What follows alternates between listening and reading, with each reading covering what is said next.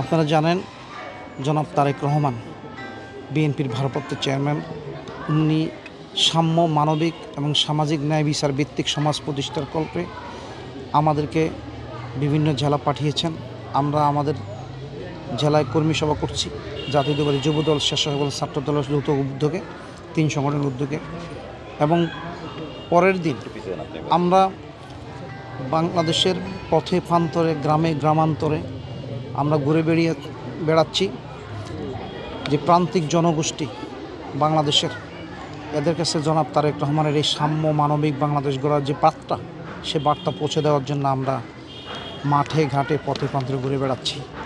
সমাজের মানুষ সুখে শান্তিতে আরামায়েশে থাকতে পারে, কারণ এই ফ্যাসিস্ট শেখ হাসিনা আজকে অবৈধভাবে নির্বাচিত হয়ে 15টি বছর বাংলাদেশের জনগণকে, বাংলাদেশটাকে তলাবিহীন জুরি করেছে।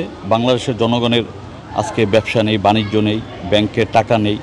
আজকে মানুষের সম্পদ দখল করে নিয়েছে, তারা ব্যাংকের টাকা লুট করে নিয়েছে, বড় বড় মেগা প্রজেক্টের নামে টাকা লুটপাট করে এই দেশটাকে তলাবিহীন জুরি বানিয়েছে। যাতে আমাদের দল আগামীতে ক্ষমতা আসলে আমাদের নেতৃবৃন্দ প্রত্যেকটা ওয়ার্ড, ইউনিয়ন, উপজেলা, জেলায় যাতে সুশৃঙ্খলভাবে জনগণের পাশে থেকে জনগণের সেবা করে, সেই বার্তাটাই তারেক রহমানের আমরা পৌঁছে দিচ্ছি। আমাদের বিএনপির ভারপ্রাপ্ত চেয়ারম্যান জনাব তারেক রহমানের নেতৃত্বে আমরা সাম্য ও মানবিক সমাজ বিনির্মাণের লক্ষ্যে আমাদের যে কর্মসূচিগুলো দিয়েছে, তার মধ্যে অন্যতম আছে শিক্ষার্থীদের বিভিন্ন সুযোগ সুবিধা এখানে রয়ে গেছে।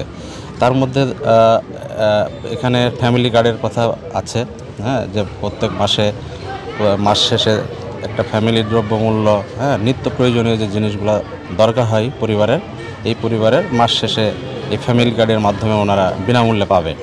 পাশাপাশি ওনাদের উচ্চ শিক্ষার জন্য বৃত্তির ব্যবস্থা উনি করেছেন এবং সর্বোপরি শিক্ষার্থীদের সর্ব সেক্টরে যত রকম সুযোগ সুবিধা দিলে ওরা উচ্চ শিক্ষায় শিক্ষিত হতে পারে, সেজন্য আমাদের অনেক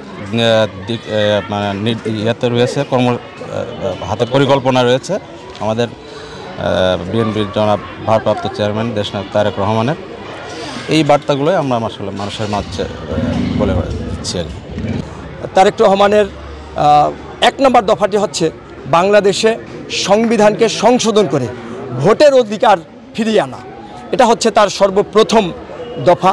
আর দফা 3, সেখানে আছে বাংলাদেশের যে একটি অবাধ, সুষ্ঠু, নিরপেক্ষ নির্বাচন করার জন্য যে একটি তত্ত্বাবধায়ক সরকারের প্রয়োজন, যেটা আমরা গত কয়েকটি নির্বাচনে আমরা দেখেছি, যে নির্বাচনগুলো তত্ত্বাবধায়ক সরকারের মাধ্যমে একটি শান্তিপূর্ণ নির্বাচন বাংলাদেশে হয়েছে।